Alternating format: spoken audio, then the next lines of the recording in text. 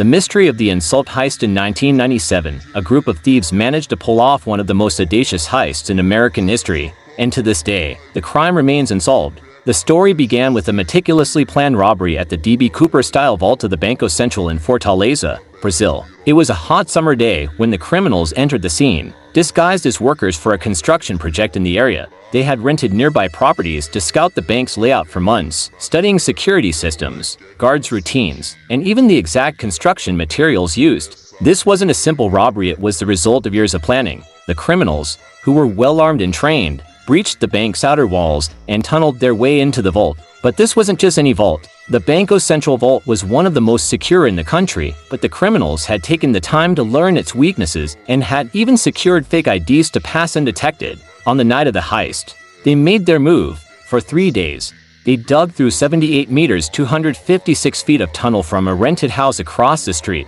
eventually breaking into the vault without triggering any alarms. Inside, they managed to make off with over $70 million in cash, one of the largest heists in history. The criminals left behind no clues, no fingerprints, and no witnesses. The only trail the authorities had was the tunnel, which led to an abandoned house that had been rented with a fake name. Over the years, various theories have emerged about who might have been behind the crime, but the robbers' true identities have never been confirmed. The case has become one of the most intriguing and solved mysteries in modern crime history. What makes this heist even more fascinating is how the thieves pulled it off. They used no violence, didn't leave any bloodshed, and managed to outsmart the authorities at every turn. The audacity and brilliance of their plan have made it a case that experts continue to study. As of today, many believe the perpetrators were skilled criminals, possibly with ties to larger international criminal organizations. But the true masterminds of the Banco Central heist may never be known. Some even speculate that they may have been tipped off by someone inside the bank.